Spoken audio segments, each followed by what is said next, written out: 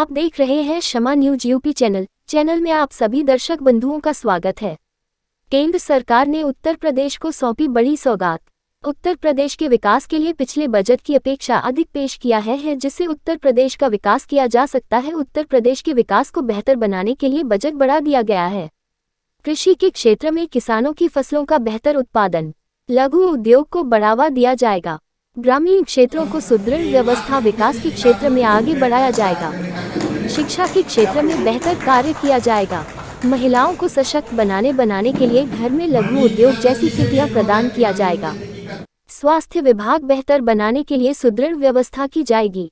Cancer जैसी भयंकर बीमारियों की इलाज के लिए हॉस्पिटल के निर्माण किए जाएंगे। ऐसे बहुत सारे बिंदुओं पर विकास कार्य किए जाएंगे। शमा न्यूज यूपी चैनल में करुणेश त्रिवेदी के साथ तेजपाल शर्मा की रिपोर्ट। सरल स्वभाव में छोटे रूप में त्रिशब्द प्रकार से जुड़ाती है, वो भी आपको कुछ भेंट करना चाहते, माला अर्पण करना चाहते। बहुत अच्छा हम लोगों को समय समय पर सहयोग देते हैं। एक बार जोरदार तालियां।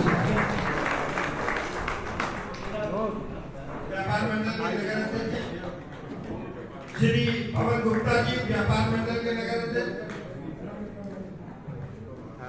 भारतीय जनता पार्टी के नगर अध्यक्ष श्री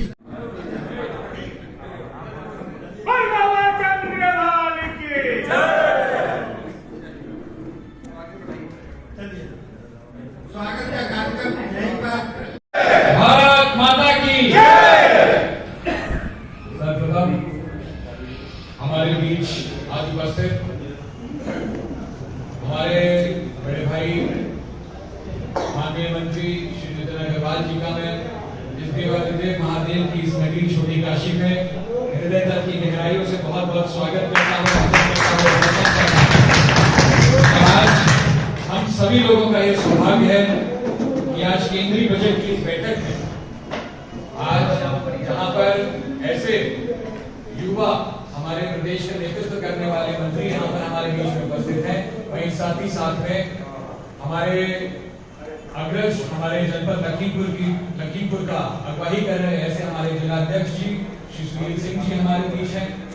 हमारे नगर पालिका चेयरमैन श्री विजय शिवलिंगू जी, मंडल अध्यक्ष मैलानी श्री संजीव भैया।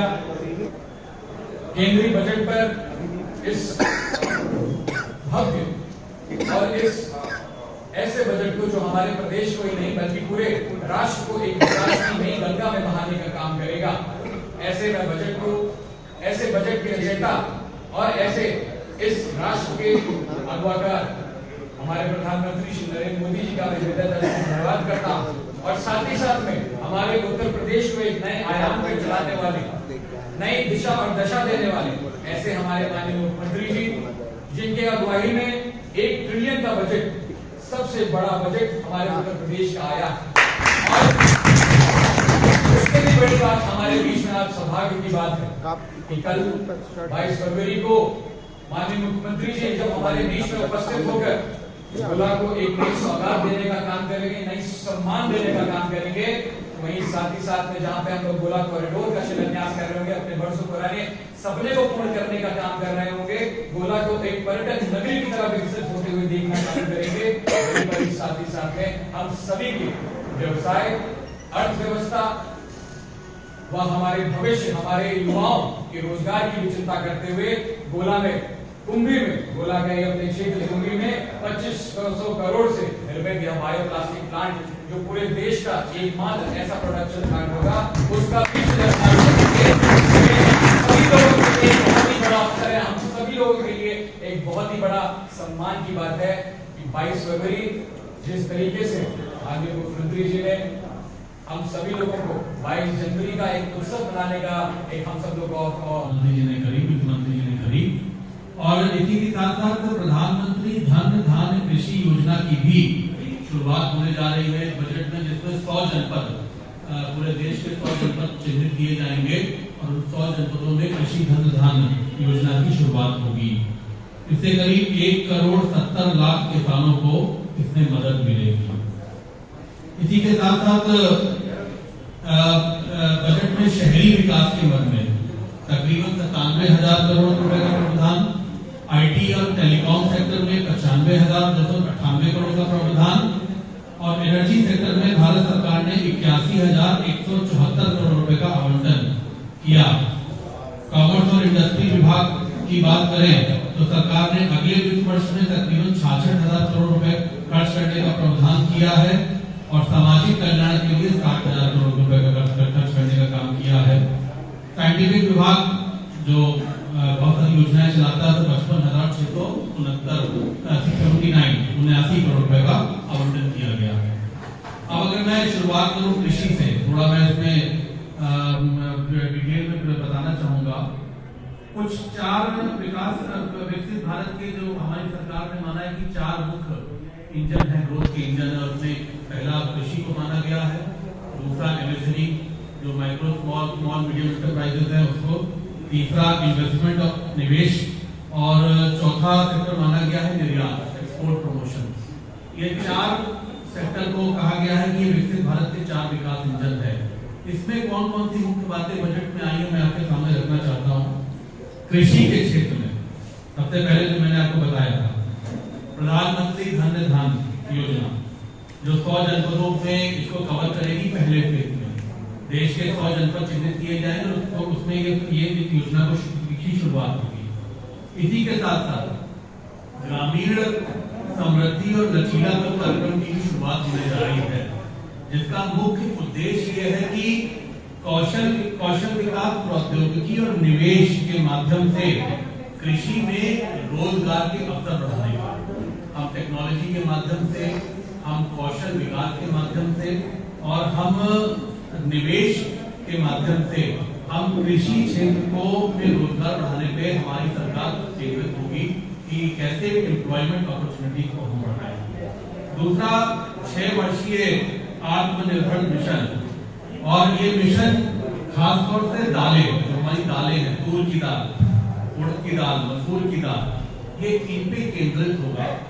और इसमें अगले 4 वर्षों तक किसानों से सरकारी एजेंसियां जो है, चाहे वो नाफेड हो और चाहे वो एनसीसीएफ हो, इन दालों पे खरीद करेगी, किसानों से खरीद करेगी और उन्हें प्रोत्साहित करेगी कि इन दालों पे काम करें, किसान इन दालों को उगाने का काम करें। इस पे काम करने पे हमारी सरकार ने विशेष फोकस रखा है।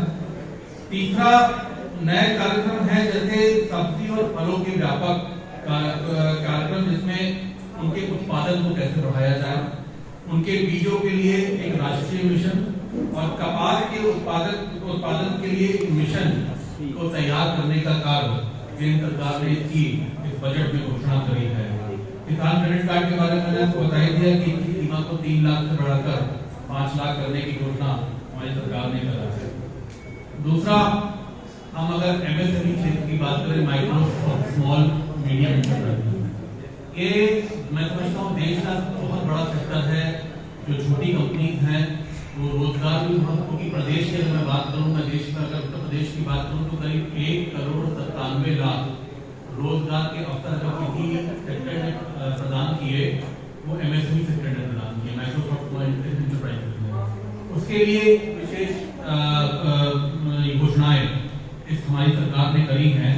मैं कुछ पॉइंट आपको बताना चाहूँगा कि टर्नओवर सीमा को, निवेश की सीमा को 2.5 गुना और टर्नओवर की सीमा को 2 गुना बढ़ाने का फैसला हमारी सरकार ने किया है, प्रदेश सरकार ने किया है।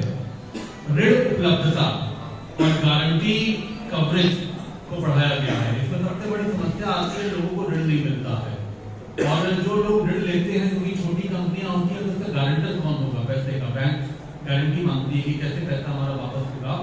तो इसमें पिछले बजट में, पिछले कार्यकाल में आपको याद होगा कि केंद्र सरकार ने इसमें कहा था कि गारंटी केंद्र सरकार देगी उस ऋण में। अगर कोई सेक्टर एमएसएमई का कोई सेक्टर लोन देता है तो केंद्र सरकार उसमें गारंटी बैंक को देगी।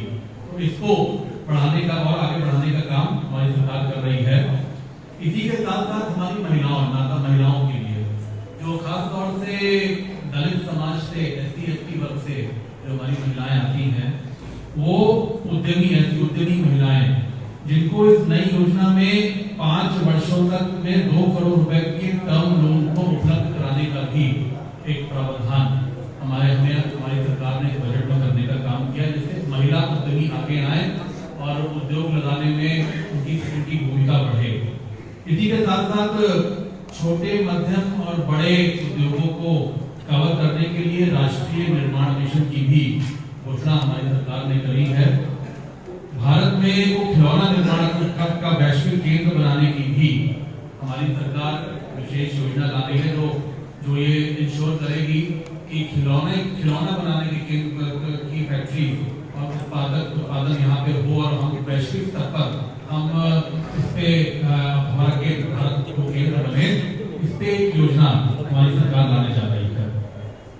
तीसरा निवेश बहुत जरूरी है।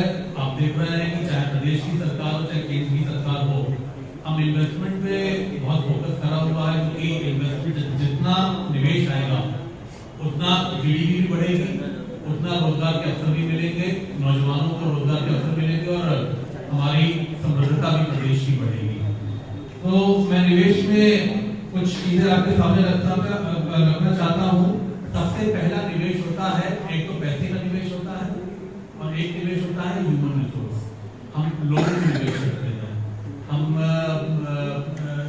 अनस्किल्ड लेबर को सेमी स्किल्ड बनाते हैं, सेमी स्किल्ड लेबर को स्किल्ड लेबर बनाते हैं। तो हमारा निवेश जब पब्लिक में होता है, लोगों के लिए होता है, तो हमें बेहतर मैन पावर काम करने के लिए मिलती है और उससे प्रोडक्टिविटी बढ़ती है। तो सबसे पहले अगर मैं लोगों के निवेश में बात करूं तो उसमें अगले 5 वर्षों में हम 50,000 अटल टिंकरिंग लैब्स स्थापित करेंगे। ये घोषणा हमारी सरकार ने करी है। दूसरा, भारत नेट परियोजना के तहत जितने भी सरकारी माध्यमिक विद्यालय हैं और प्राथमिक स्वास्थ्य केंद्र हैं, उन सभी को ब्रॉडबैंड कनेक्टिविटी से जोड़ने की घोषणा हमारी सरकार केंद्र सरकार ने अपने बजट में करी है कि सभी को ब्रॉडबैंड कनेक्टिविटी से जोड़ा जाएगा। तीसरा, भारतीय भाषाओं में जो डिजिटल पुस्तकें हैं, डिजिटल के माध्यम से, अभी तो भौतिक तरीके से लाइब्रेरी में जाकर पढ़ते हैं, लेकिन उसको डिजिटाइज फॉर्म में भी हम लोग करने जा रहे हैं।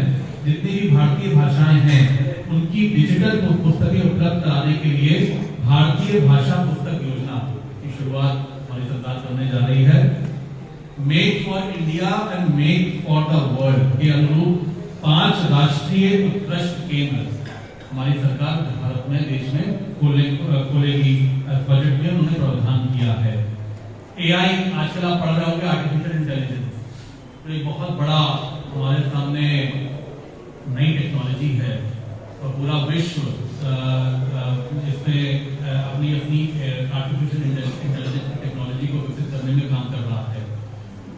चाइना बहुत आगे निकल चुका है, यूएसए उसमें काम कर रहा है, भारत में भी बहुत सारे स्टार्टअप्स हैं जो एआई पे काम कर रहे हैं, आर्टिफिशियल इंटेलिजेंस पे काम कर रहे हैं।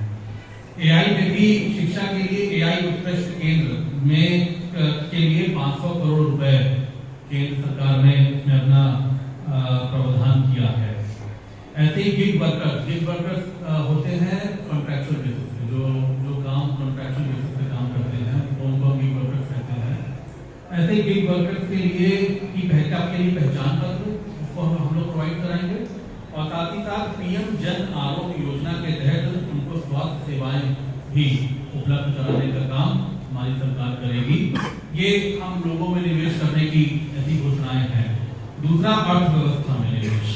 हम अपनी आपकी जब गवर्नमेंट आई है उसके बाद उनको टर्मिनेट कर दिया गया, उनका मानदेय 16-17 मंथ्स का अभी भी बकाया है, ऑनरेरियम अभी भी उनको नहीं दिया जा रहा है। क्या कौन थी? केंद्र सरकार की कांग्रेस सरकार? जी, केंद्र सरकार की कांग्रेस सरकार गया हुआ 10 साल से ऊपर हो गया है। हाँ, तभी मैं बता रहा हूँ, उसी समय यार मुझे अभी इसकी जानकारी नहीं है, मुझे एक बार पहले देखना पड़ेगा क्या था, उन्होंने क्या, उनका क्या प्रावधान था, क्या उन्होंने किए थे। तो अभी मैं इसके बारे में कुछ बहुत ज्यादा चर्चा करने की स्थिति में नहीं हूँ।